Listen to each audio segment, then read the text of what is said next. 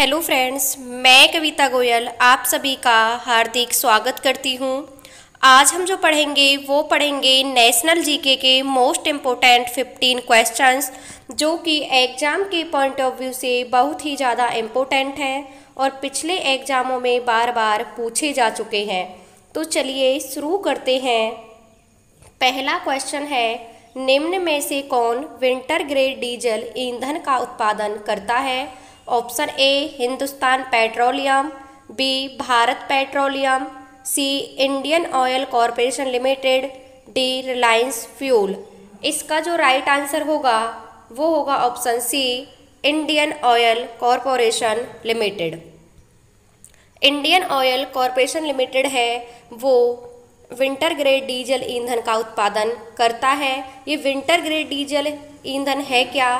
जब लद्दाख जैसे क्षेत्रों में जो तापमान है वो -30 डिग्री तक पहुंच जाता है तो उस समय क्या होता है, जो डीजल होता है वो क्या हो जाता है, जम जाता है।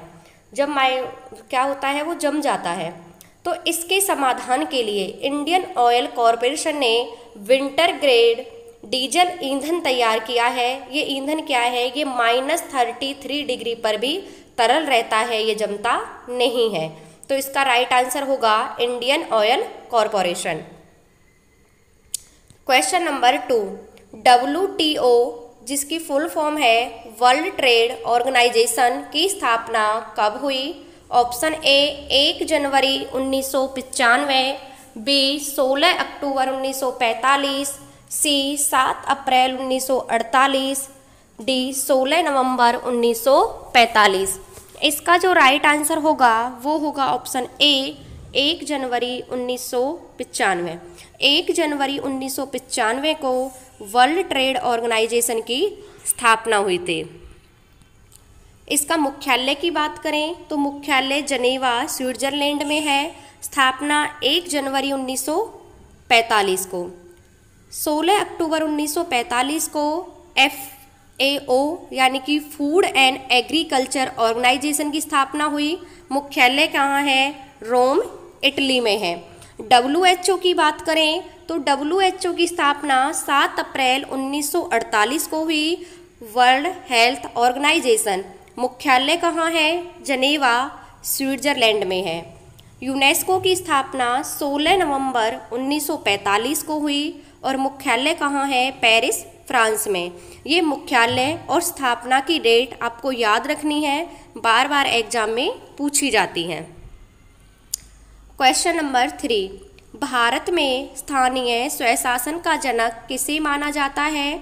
Option A lord Lytton, B lord Ripon, C lord Dalhousie, D lord Curzon. इसका जो राइट आंसर होगा वो होगा option B lord Ripon. Lord Ripon को भारतीय स्वशासन का जनक माना जाता है। इन्हीं के शासनकाल में 1881 में नियमित रूप से जनगणना हुई थी भारत में पहली बार। अगर पहली बार वैसी जनगणना की बात करें तो 1872 में लॉर्ड मेयो के शासनकाल में हुई थी, लेकिन वो नियमित नहीं थी। जो नियमित रूप से जनगणना हुई थी वो 1881 में लॉर्ड रिपन के काल में हुई। फ्लोरेंस नाइटिंगेल ने लॉर्ड रिपन को भारत के उद्गारक की संज्ञा दी है। क्या दी है? भारत के उद्गारक की संज्ञा। बात करें हम लॉर्ड डलहौजी की तो लॉर्ड डलहौजी ने लैप्स की नीति यानी कि राज्य विलय का सिद्धांत अपनाया था। इसमें होता क्या था कि जो भी राजा निसंतान मर जाता था उसके राज्य को अंग्रेज अपने राज्य में मिला लेते थे। इसी को बोला जाता था राज्य विलय का सिद्धांत। सबसे पहले 1848 में सतारा को मिलाया था। अगर कुशासन के आधार पर पूछें तो सबसे पहले अवध को मिलाया गया था कुशासन का आरोप लगाकर। लॉर्ड डलहौजी के ही शासनकाल में रेल चली थी 1853 में मुंबई से थाने। बात करें लॉर्ड कर्जन की तो बंगाल का विभाजन 1905 में लॉर्ड कर्जन ने किया था। अगर बंगाल को विभाजन की रद्द की बात करें तो 1911 में लॉर्ड हॉर्डिंग ने इस विभाजन को क्या कर दिया था? रद्द कर दिया था। तो ये थी कुछ important fact. Question number 4, Fahien चीनी यात्री किसके शासनकाल में भारत आया? Option A Samudragupta, B Chandragupta द्वितीय, सी चंद्रगुप्त प्रथम, डी भानुगुप्त। इसका जो राइट आंसर होगा वो होगा ऑप्शन बी चंद्रगुप्त द्वितीय। जो फायान चीनी यात्री है वो चंद्रगुप्त द्वितीय के शासनकाल में भारत आया था। एक पूछा जाता है हवेनसांग, हवेनसांग राजा हर्षवर्धन के शासनकाल में आया था हवेनसांग, और फायान आया था चंद्रगुप्त द्वितीय के शासनकाल में। ये दोनों ही चीनी यात्री थे।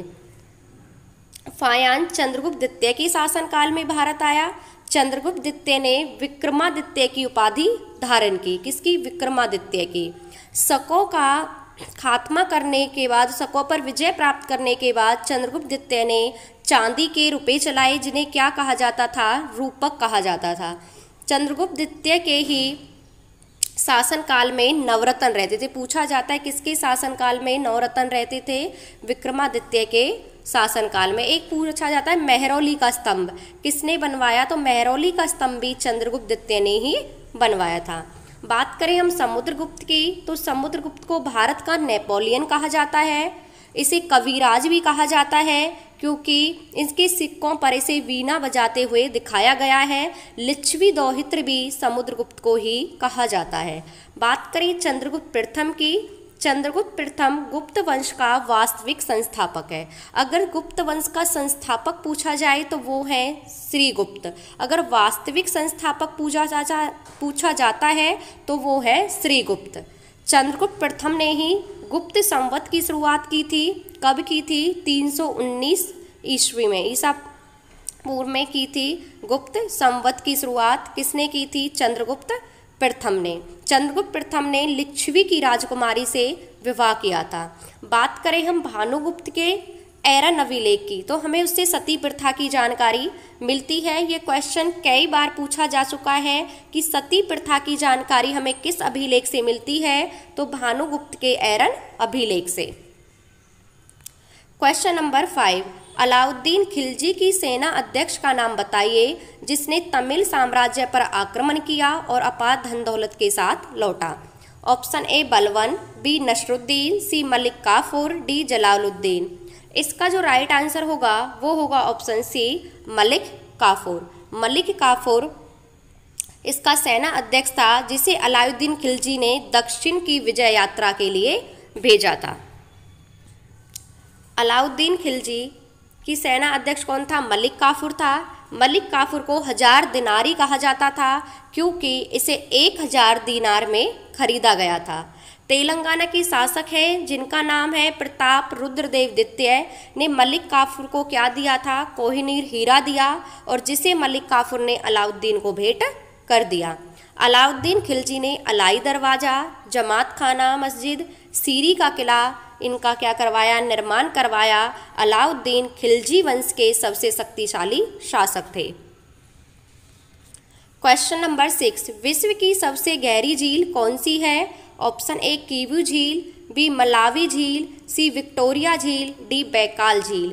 इसका जो राइट आंसर होगा वो होगा ऑप्शन डी बैकाल झील। बैकाल झील विश्व की सबसे प्राचीन और सबसे गहरी झील है।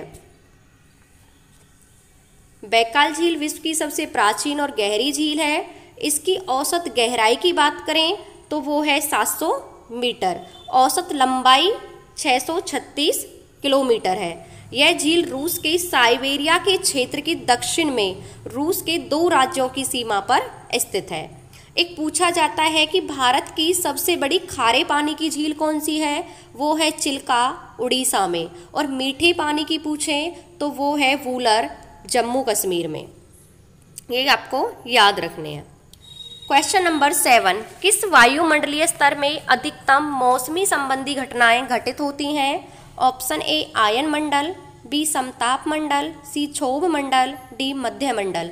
इसका जो राइट आंसर होगा वो होगा ऑप्शन सी क्षोभ मंडल। क्षोभ मंडल में सभी मौसमी घटनाएं घटित होती हैं और क्षोभ जो मंडल है वो सबसे निचला मंडल है। वायुमंडल का सबसे निचला मंडल कौन सा, निचली सतह कौन सी है?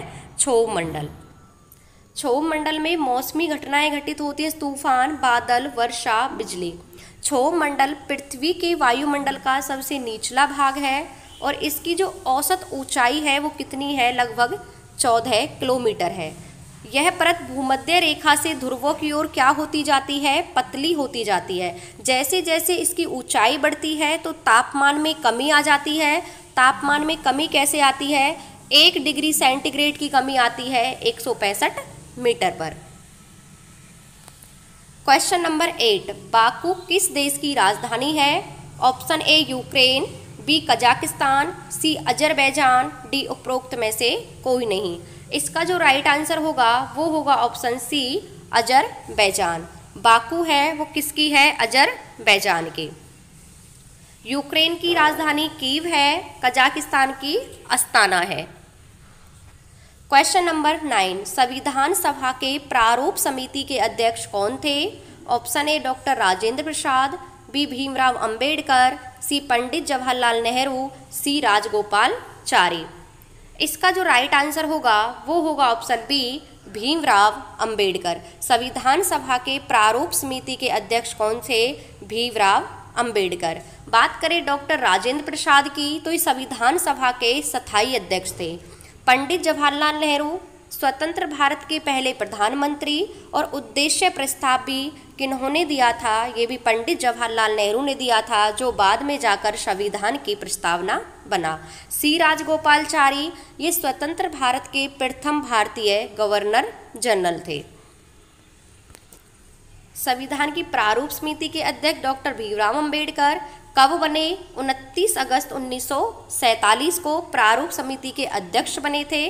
प्रारूप समिति में 6 अन्य सदस्य हैं। अगर टोटल सदस्य पूछा जाए तो 7 हैं, और भीमराव अंबेडकर को छोड़कर कितने थे अन्य सदस्य? 6। डॉक्टर राजेंद्र प्रसाद को संविधान सभा का स्थायी अध्यक्ष चुना गया।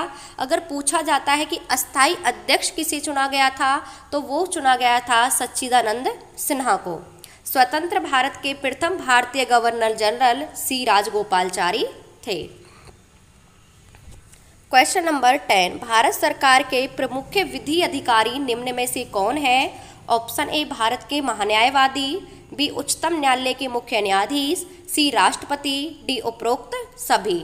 इसका जो राइट आंसर होगा वो होगा ऑप्शन ए भारत के महान्यायवादी भारत सरकार के प्रमुख विधि अधिकारी होते हैं। विधि अधिकारी होते हैं, इनका उल्लेख संविधान के अनुच्छेद 76 में 76 में है, और इनको शपथ कौन दिलाता है? राष्ट्रपति इन्हें शपथ दिलाते हैं। क्वेश्चन नंबर 11, भारत में कर्क रेखा कितने राज्यों से होकर गुजरती है? Option A 8, B 7, C 11, D 5। इसका जो राइट आंसर होगा वो होगा ऑप्शन ए 8। कर्क रेखा भारत के 8 राज्यों से होकर गुजरती है। गुजरात, राजस्थान, मध्य प्रदेश, छत्तीसगढ़, पश्चिम बंगाल, त्रिपुरा, मिजोरम, इन राज्यों से होकर ये गुजरती है। तो कौन कौन से 8 राज्य हैं? गुजरात, राजस्थान, मध्य प्रदेश, छत्तीसगढ़, झारखंड, पश्चिम बंगाल, त्रिपुरा और मिजोरम। कर्क रेखा उत्तरी गोलार्ध में भूमध्य रेखा के 23.5 डिग्री है, और ये रेखा कैसे खींची गई है? पश्चिम से पूर्व की ओर काल्पनिक रेखा है। क्वेश्चन नंबर 12, कांग्रेस ने किस अधिवेशन में पूर्ण स्वराज्य को अपना लक्ष्य बनाया? Option A 1929, B 1939, C 1919, D 1928। इसका जो राइट आंसर होगा वो होगा ऑप्शन ए 1929। 1929 के लाहौर अधिवेशन में कांग्रेस ने पूर्ण स्वराज्य को अपना लक्ष्य बनाया, और इस अधिवेशन की अध्यक्षता पंडित जवाहरलाल नेहरू ने की थी। 1929 के लाहौर अधिवेशन में पूर्ण स्वराज्य को कांग्रेस का लक्ष्य बनाया। इस अधिवेशन की अध्यक्षता पंडित जवाहरलाल नेहरू ने की। इस अधिवेशन में तय किया गया कि 26 जनवरी को प्रत्येक वर्ष स्वतंत्रता दिवस मनाया जाएगा। यही कारण था कि 26 जनवरी 1930 को 12 बजे मध्य रात्रि में पंडित जवाहरलाल नेहरू ने रावी नदी के तट पर तिरंगा लहराया, और उस दिन के बाद 26 जनवरी को स्वतंत्रता दिवस के रूप में मनाने लगे। यही कारण है कि हमारे संविधान को 26 जनवरी 1950 को लागू किया गया, जबकि संविधान 26 नवंबर 1949 को बनकर तैयार हो गया था। क्यों किया गया? क्योंकि जब आगे जाकर हमारा भारत 15 अगस्त 1947 को आज़ाद हो गया तो हमारा स्वतंत्रता दिवस हो गया 15 अगस्त। जब हम 1930 से 26 जनवरी को स्वतंत्रता दिवस के रूप में मना रहे थे तो इस तारीख को हम यादगार बनाना चाहते थे, इसीलिए हमारे जो मेंबर्स थे संविधान सभा के, उन्होंने डिसाइड किया कि हम संविधान को 26 जनवरी को लागू करेंगे। जिस दिन को हम स्वतंत्रता दिवस के रूप में मनाते आ रहे थे अब उसे हम गणतंत्र दिवस के रूप में मनाएंगे। तो इसी कारण से संविधान को 26 जनवरी 1950 को लागू किया गया। क्वेश्चन नंबर 13, फेदोमीटर का उपयोग क्या मापने में होता है? ऑप्शन ए भूकंप, बी वर्षा, सी समुद्र की गहराई, डी ध्वनि की तीव्रता। इसका जो राइट आंसर होगा वो होगा ऑप्शन सी समुद्र की गहराई। फेदोमीटर का उपयोग समुद्र की गहराई को मापने के लिए किया जाता है।